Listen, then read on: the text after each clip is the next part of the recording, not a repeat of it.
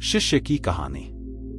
गौतम बुद्ध के मठ का यह नियम था कि उनका कोई शिष्य जब भी कभी बुद्धत्व को प्राप्त कर लेता तब उसे कहा जाता कि एक दिशा में चले जाओ और आसपास के जो लोग हैं उनका ज्ञान वर्धन, उनकी जो आत्मा और चेतना जागृत करने का प्रयास करो और उनको सद्मार्ग पर लाना है।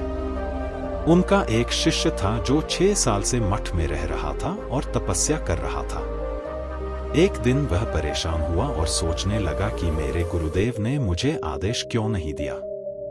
इसी बात पर नाराज होकर वह गौतम बुद्ध के पास गया और कहने लगा कि मेरी तपस्या में ऐसी क्या कमी रह गई? क्या मैंने ज्ञान अर्जित नहीं किया और अब तक आपने मुझे आदेश नहीं दिया कि जाओ जाकर किसी दूसरे जगह पर अपना ज्ञान बांटो, और क्या मैंने बुद्धत्व प्राप्त नहीं किया है? तभी गौतम बुद्ध ने शिष्य से कहा, सुनो, तुम्हें थोड़ा और समय लगेगा, यही समय बिताओ। यह बात सुनकर वह शिष्य चिढ़ गया और कहने लग गया कि गुरुदेव, आपके ज्ञान में कमी रह गई और आप मुझे ज्ञान नहीं दे पाए।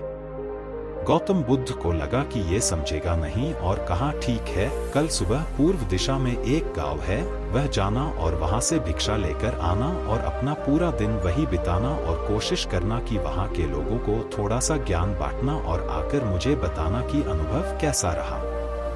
वह शिष्य बड़ा खुश हुआ और उसको लगा कि अब तो बात बन गई, अब मुझे आदेश मिल गया, और वह दूसरे दिन सुबह पूर्व दिशा की उस गांव में चला गया और शाम में जब वापस आया तो हाथ में पट्टी बंधी थी और हाथ पैरों पर चोट निशान थे। ये देखकर गौतम बुद्ध ने उस शिष्य से पूछा कि ये क्या हाल कर लिया। तब उसने बताया कि आपने मुझे कैसे गांव में भेज दिया और वहां पर जब मैंने भिक्षा मांगी तो लोग मुझे डांटने लगे और भगाने लगे। एक व्यक्ति सिर्फ वहां पर मुझे भिक्षा दी, वो भी जमीन पर फेंककर, और कहा कि ले जाओ इसको। इतने बुरे गांव में आपने मुझे ज्ञान बांटने के लिए भेजा, अब आप मुझे कल किसी और गांव भेज देना, मैं जाकर के ज्ञान वहां देकर आता हूं। गौतम बुद्ध यह सुनकर थोड़ा मुस्कुराए और उन्हें तो पता था कि ये कुछ कर नहीं पाएगा, और कहा कि ठीक है, अगले दिन तुम किसी और गांव जाना, लेकिन एक दिन के बाद जाना और एक दिन मठ में रुके रहना है। अब की बार गौतम बुद्ध ने अपने दूसरे शिष्य को उस गांव में भेजा जहां अपने उस शिष्य को भेजा था, और शाम में जब वह शिष्य वापस लौटा था तो उसकी भी हालत वही थी और हाथ पैरों में चोट लगी और पट्टी बंधी हुई थी। गौतम बुद्ध ने पहले वाले शिष्य के सामने दूसरे शिष्य से पूछा कि हुआ क्या था।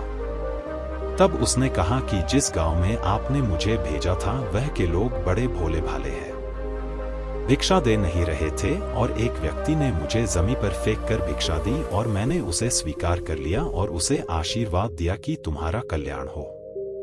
तो वह व्यक्ति चौंक गया और कहने लगा कि आप गजब के इंसान हो, मैं आपको जमीन पर फेंक कर भिक्षा दी और आप मुझे कल्याण हो का आशीर्वाद दिया। तब मैंने उसे कहा कि मैं अपना कर्तव्य निभाऊंगा और आप भी बड़े दानी है और आपने मुझे भिक्षा दी है। उसके बाद में जब वह से निकल रहा तब मैंने देखा कि एक बच्चा बीमार था और मैं जंगल में गया तब वहां से जड़ी बूटी लाने, और जब मैं लौट रहा था तब कुछ लोगों ने मुझे पकड़ लिया और पूछने लगे कि यह जड़ी बूटी कहाँ लेकर जा रहा हूँ। तब मैंने उनसे निवेदन किया कि मुझे छोड़ दो, एक बीमार छोटे बच्चे की मदद करनी है, और तब उन्होंने मुझे छोड़ दिया।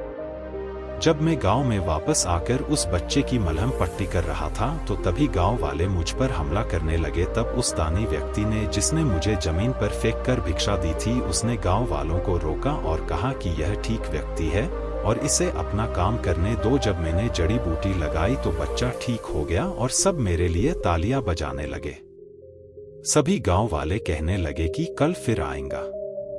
गुरुदेव मुझे कल फिर उस गांव में भेजिएगा, क्योंकि वह बड़े ही भोले लोग हैं, समझते नहीं है, बस प्यार बहुत है, और अब की बार कोशिश करूंगा कि थोड़ा प्यार और उनके पास पहुंचाने का और ज्ञान उन तक पहुंचाने का। वो सब ज्ञानी तो लेकिन बस जब अनजान व्यक्ति से बात करने में डरते हैं।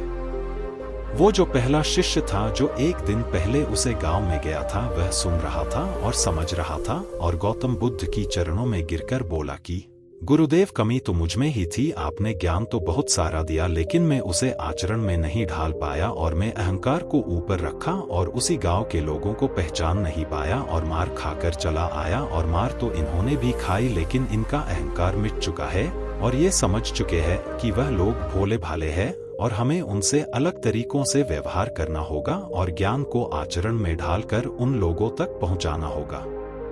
सीख। अच्छा इंसान बनने पर ध्यान दीजिए, अच्छा समय अपने आप चला आएगा।